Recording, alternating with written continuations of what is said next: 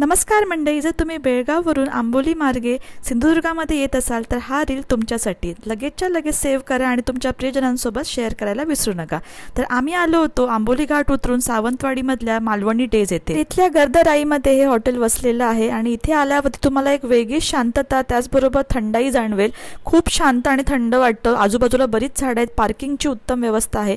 तर आजूबाजूचं हे सगळं दृश्य बघून आमचं मन तृप्त झालं होतं, पण पोट तृप्त नव्हतं झालं। त्यामुळे आम्ही आतमध्ये एंट्री घेतली आणि म्हटलं की चला पटापट ऑर्डर देऊ।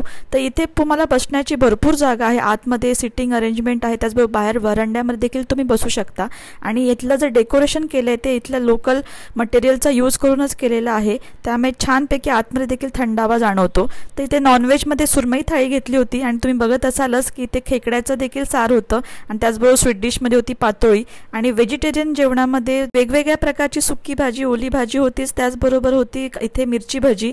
आणि एकंदरीत जेवण खरंच खूप छान होतं, पोटाला आरामदायी होतं, एकदम तिखट भगभगीत किंवा तेलकट असं नव्हतं, छान होतं। तुम्हाला जर कोकणी जेवणाचा मेजवानीचा जर अनुभव घ्यायचा असेल तर हे ठिकाण तुमच्यासाठी। तुम्ही लगेच हा रील सेव्ह करा, याच्याबद्दल डिटेल जे आहे ते मी तुम्हाला कॅप्शनमध्ये देईन आणि मेसेजमध्ये देखील सेव्ह करीन, तुम्ही नक्की चेकआउट करा।